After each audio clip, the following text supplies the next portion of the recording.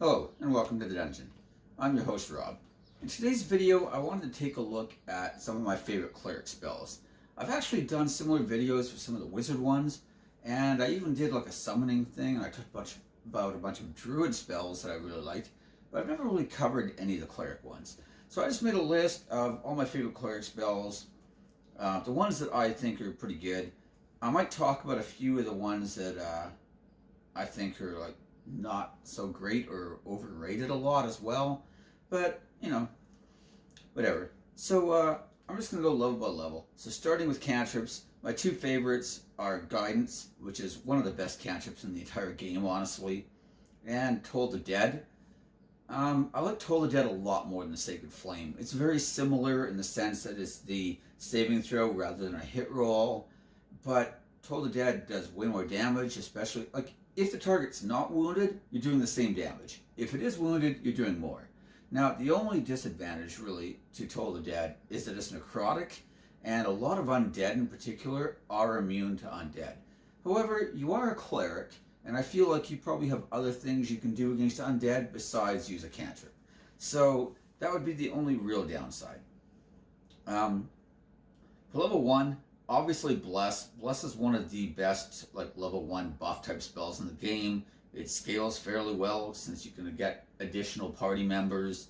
But just a D4 to all your attack rolls and saving throws for yourself and a couple allies or just a bunch of allies, that alone is really good. And if you compare it to Bane, I actually had a discussion with one of my buddies who thinks that Bane's basically just as good. And I was trying to tell him I really don't think it is. And I'm not saying Bane's a terrible spell. I am not saying that. But with Bane, there's a saving throw. With Bless, there's not, because you're just buffing your allies. Also with Bane, let's say you cast Bane on 3 different targets. But then you kill one of those targets in the next round of combat, and you kill another one in the next round. That means that really, you only had 1 or 2 rounds where the spell was taking effect on some of those enemies. Whereas if you cast it on your party members, it's going to last the full duration unless somebody goes down. But I mean, the entire purpose of the party is to win that fight and not have anybody go down.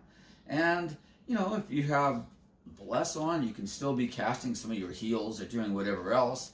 And the combination of no saving throw and the fact that the spell should be able to run the duration of the entire combat more or less, and if it doesn't, it's because your combat lasted more than 10 rounds, in which case Bless was still probably a much better choice than Bane, because I doubt you had those same targets beating on your party members for 10 rounds of combat. So I really, really like Bless. And like I said, I'm not saying Bane's terrible. I'm just saying it's not as good as Bless. Cure Wounds is good, but Healing Word is even better. I like kind of having both, though, to be honest. Sometimes, I don't know, sometimes I have something else I'm trying to do as my main action, and the Healing Word's usually a better choice. But every now and then, Cure Wounds is also pretty good to have. That's one nice thing about Life Cleric, is that you have a lot of these as just prepared spells automatically, because they're from your domain, so you don't really have to worry about a lot of those. And obviously, Cure Wounds does scale the spell level better than Healing Word. It's just that overall, a bonus action heal is going to be better than a full action heal usually. And Healing Words, it's ranged. It's just a great spell. So again, it's not that Cure Wounds is bad, it's that Healing Word is better. Guiding Bolt. This is one that I'm not usually a big fan of like direct damage type spells at higher levels, but at low level they tend to hit really hard for that level range. And then Guiding Bolt also has this ability to help somebody else in your party to be even more accurate and to land their big hits. So if you can kind of arrange it, hey, the rogue's going right after me, so I'm going to use Guiding Bolt on on the evil wizard guy, and then the rogue can hopefully get a crit on that sneak attack. Then it's really beneficial, I think. So it's a pretty decent spell for first level, and that's just looking at the damage. But I think once you include the rider effect, then it becomes very good. And I also like Sanctuary. I realize it's not always great, but sometimes you have dungeon masters where a party member goes down, and they're like, oh no, the monster knows he's only unconscious, so he's still going to keep attacking him. Then, Sanctuary becomes very, very important to try to cordon off a little area, So it's a pretty good spell in general, and it's definitely one of your better choices for first level. Level 2, unfortunately, level 2 has a lot less like real standouts compared to level 1, but the ones there are tend to be pretty good. I like Aid, the fact that it lasts a long time, the fact that it increases your hit point maximum instead of just giving you temporary hit points, because temporary hit points don't mix with other temporary hit points, so you're not losing anything by casting Aid on a party member, or a bunch of party members. Obviously, Silence can be very nice. I like Spiritual Weapon. It's a, pretty nice, solid DPS boost for a Cleric. It's a bonus action to cast. It's a bonus action for it to attack. It's a pretty good spell in general. That's really about it for level 2. There's some other good ones, but those are the standouts. Level 3, I'm going to pick a spell I think is rather unusual for Cleric choice, and that's Animate Dead. Obviously, you're not going to be as good as, like, say, a Necromancer. But the fact that, you could have, like, an Oathbreaker Paladin in your group, you could be, like, a Death Domain Cleric. Both of those have some real nice bonuses to Animate Dead. So I think in the right party composition, it's amazing. And even just on its own, even if you don't have those things, having some like disposable throwaway minions to like set off traps if you don't have a rogue, or even if you do have a rogue, or whatever, like, hey, walk down this hallway and see if there's any pit traps. Oh, there were. Good thing the zombie activated it, It's just really handy in general. It's a spell that I really like. And for wizards, I find one of the problems with Animate Dead is not that it's not great, it's that it's competing with Fireball and Counterspell and Hypnotic Pattern. Like, it is competing with some amazing, amazing spells. But on the Cleric spell list, it's not that you don't have some good ones. You've still got like Spirit Guardians, I'm going to mention in a minute. You've got things like Dispel Magic are good, but the Wizard has Dispel Magic as well. It's just the Wizard has some like absolutely incredible spells at 3rd level. And the Cleric has some, but a lot less of those type of spells. So I think Animate Dead becomes a pretty solid choice. Dispel Magic, like I said, pretty good. When you need to Dispel Magic, you need to Dispel Magic. It's just that simple. But it can be, I've gone months of gameplay time without ever casting Dispel Magic. And then when you need it and nobody has it prepared, you're like, how could nobody have Dispel Magic prepared? So I get it. It's circumstantial, but it really shines when it's needed. Mass Healing Word's pretty good. In general, a lot of the healing type spells for 5th edition are a lot less mandatory they were back in like 1st and 2nd. Like back in 1st edition, you wouldn't even think of going into a dungeon without at least one Cleric. If your party had 2 Druids and a Paladin, you'd be like, ooh, maybe we got enough heals. I don't know. I mean, there was just no substitute for the Cleric. But now you've got things like, you've got the Mending Kit. You don't just die when you reach 0 hit points or negative hit points. There's a pretty big buffer zone there. Other people can try to save you and revive you. And a lot of times the best strategy is to just, instead of trying to heal somebody, is just let them get knocked unconscious and then heal them back up again with just, a low level heal, like something like a Healing Word, for example. Personally, I don't really like that style of gameplay, and I do think that it's easy to say, oh, that's more efficient, but you're also trading off your allies' actions then, possibly, which isn't necessarily good, I mean, if you could have healed him last round, but you didn't, and now this round he goes down, and he loses his actions, and now you have to try to heal him, and now you've used your action to heal him this round, I think there's at least an argument to be made that it might have just been better to heal him in the first place. Anyways, Spirit Guardians. Spirit Guardians is just an amazing spell. I absolutely love this spell.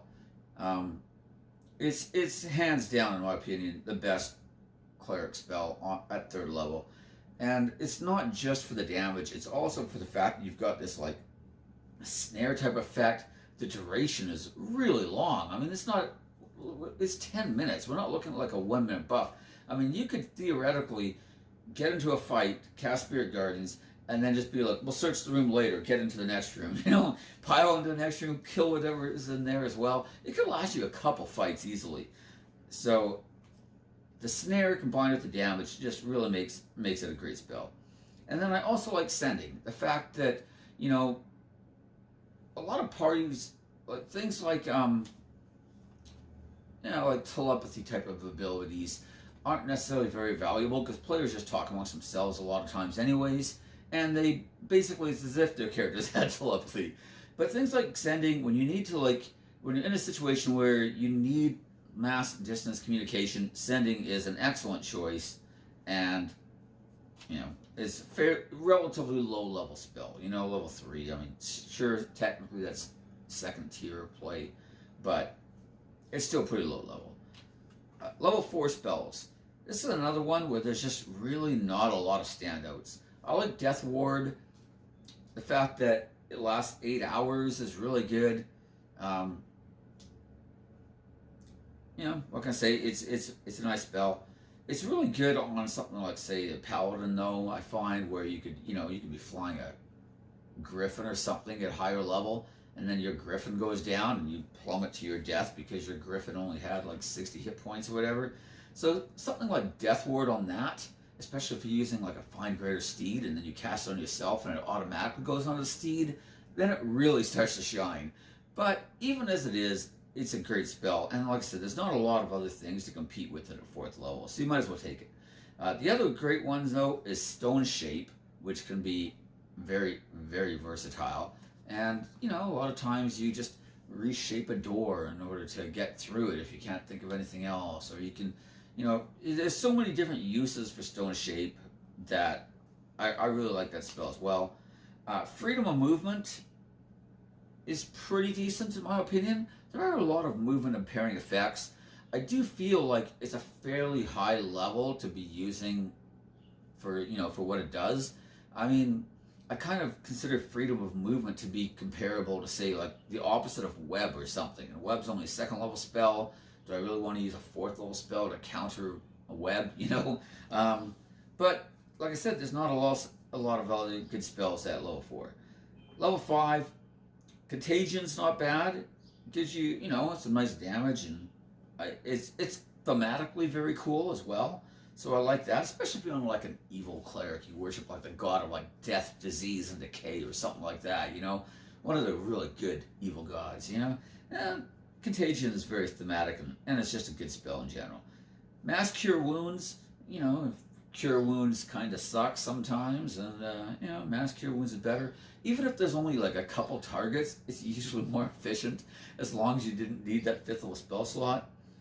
I like Planar Binding. I realize it's very circumstantial, but if you can set those circumstances up, then, it's excellent. Level 5 also. I forgot Raise Dead almost. I don't know how I almost forgot that. I should mention Revivify at level 3 as well. I mean, it is the lowest level Raise Dead type effect in the game. It is pretty pricey material component wise for a party that's only like level 5, for example, and just got 3rd level spells. But by the time you get to higher level, Revivify starts to really, really shine because a lot of times you don't need higher level ones. But, Raise Dead is pretty good. I really like Scrying as a way of information gathering. Holy Weapon's pretty good as well, especially if you're able to cast it on somebody with a lot of attacks. And, by the time you're getting 5th level spells, you're already 9th level. If you have like a fighter or somebody in your party, they could be consistently making a couple attacks around at this level, action surging a couple times a day, At level 11, they're going to have 3 attacks around, and Holy Weapon really starts to pay off. It's way better than, say, like a Flame Strike or something, in my opinion, which is a spell that I'm just not really a big fan of. I mean, to me, Flame Strike is just a worse version of Fireball. I'm not saying don't ever take it. Like, if you're, sometimes your party just needs some more AoE damage. Maybe you've got a heavy CC party, but there's no, like, AoE clearing, and, you're a light domain cleric, so you're like, well, I got Fireball, I might as well take Flame Strike too. I think you might even get it as a domain spell. Um, it's not horrible. I don't know. The fact that half the damage is fire and half the damage is radiant, in my opinion, actually makes the spell worse. I know some people will be like, yeah, but then if something's immune to fire, they're still taking some of the damage. It's like, yeah, but you just used a fifth of a spell slot, and then it's getting a saving throw. If it makes that, it's now looking at like what, a quarter of the damage. You know, you did like 7 damage with a fifth of a spell slot to 3 targets. It's not great, but sometimes it's better than nothing. Level 6, Create Undead. Once again, similar to Animate Undead, except with a much higher level spell slot, but you also get some much better creature options. Now, this doesn't necessarily make the spell better, though, in my opinion, because a lot of the uses I mentioned for Create Undead are just things like reconnaissance or setting off traps or having something to carry all your gold for you, In which case, a bunch of zombies can do that job just fine, so can skeletons. But if you do want something that's going to be able to help you more in combat, Create Undead is always pretty decent. True Seeing is an excellent buff spell. It's really just kind of in a class of its own for what it does. There's no real substitutes. Planar Ally. This is a spell I absolutely love, but a lot of people don't really like it because of the heavy material cost. However, my opinion is that, I could be getting like a Solar or something to come help my party do a dungeon. And if that's going to cost me like a couple thousand gold, that could be more than worthwhile in my opinion, So, it's a spell that I personally really enjoy. Heal. I mean, yeah, it's kind of like the 6th level version of Healing Word in some ways. It's not that it's bad again. It's just for a 6th level spell slot, single target heal, 70 hit points. It can be pretty good. At least it's a good sized amount of hit points. I mean, I remember back in like 1st or 2nd edition though, it healed your entire health except for like D4 hit points, I think. And then Harm did the opposite. It was everything but D4. So Heal and Harm were amazing spells back in the day. These versions are much weaker, but that's okay. I actually like Harm quite a bit as well, though. Yeah, it can be kind of limited, but Clerics don't really have a lot of damage options, and Harm at least does a decent amount of damage. So, it's okay. Level 7, Plane Shift is phenomenal. Not only can you use it to get around, not only can you use it to escape from the bad guy's force cage that he cast on you. Just hopefully you make that charisma saving throw and then just teleport out of there. But it's also pretty decent as a CC effect. I mean, it is a high level ability to be using for that. So it's not like it would be my first choice. And by this point, a lot of stuff starts having legendary saving throws. I definitely consider it more of a transportation spell. But, sometimes you're desperate and Plane Shift's going to be a lot more game changing for a battle than, say a Flame Strike. I almost forgot the name of it for a minute there. Also, level 7, having just dissed Flame Strike, I actually like Firestorm. I think Firestorm, the damage on it is really good. The area effect, the fact that you can kind of shape it the way you want it, is very nice for strategic reasons, and it can do a lot of damage. So I actually like Flame Strike a lot, especially compared, or Firestorm, sorry, a lot compared to Flame Strike especially. And yeah, it's higher level, but again, there's not a lot of standout choices at level 7 to compete with it. Whereas level 5, you had a lot of good choices. Level 8, there's only one spell that actually made my list of really good spells, and that's Holy Aura, which is just an amazing buff. Holy Aura really is on a class all by itself as far as your 8th level spells go. The rest of them, not saying things like Earthquake are terrible or whatever. Sometimes you just need to impress the locals with the power of your deity. But in general, a lot of those type of spells tend to be very circumstantial. Level 9 kind of has the same problem as level 8. There's too many spells like Gate, which are just not necessarily reliable or great, But there is Mass Heal, which is very, very, very good. it's so much better than Heal. It's not even funny. Um, and True Resurrection, yeah, it's very pricey, but it's also pretty darn good. Oh, I should have mentioned Resurrection as well for level 7. That's also a very good spell. Especially if you're doing it through a wish spell, you know, and you're like, oh, somebody died, we need to bring him back. What do we got? True Resurrection. Oh, we can't use True Resurrection with level 9. Resurrection. Boom, done. So, you know, if you're casting it for free, it suddenly becomes much, much better. Well, not really for free. You're giving up a wish spell, but you know what I mean. But yeah, Resurrection and True Resurrection, you know, death is a lot less permanent, I think, in 5th edition than it was in some of the others. And in general, parties don't seem to die as often, but I have had a few total party kills still. One of which I was a player in, and we all died at level 1 on our first attempt at Dragon Heist, which, by the way, is an excellent, excellent game. I like Dragon Heist a lot. That's one of the better Wizards of the Coast pre-made adventures, in my opinion. That and Curse of Strahd are probably the 2 best. But Curse of Strahd, they already stole from the epic Ravenloft, which wasn't even them. So, you know. But those are basically my list. So feel free to give me your, you know, thoughts and comments and stuff, which spells you like, maybe like some ones that I don't, or disagree with some of the ones that I do like, and that's perfectly fine. I love reading people's comments. Feel free to like, subscribe, ring the bell, all that stuff. And next week, I'm going to have a different type of video. I had a request for a build of how I would build Raiden from Metal Gear Solid. Now, I've never played any of the Metal Gear Solid games, so I kind of need to do some research. I started some already, and I immediately realized that the timeline and the sequence of events through so many games was just way beyond somebody just trying to read it on Wikipedia, because if you don't experience it yourself, it can be pretty hard to follow, because there's like alternate realities, there's all this VR stuff involved apparently.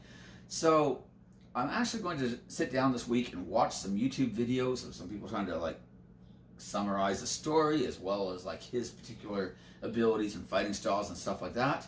But I think this is something I've been thinking about for a while, that I wanted to do a series on, you know, like how would you build Conan the Barbarian?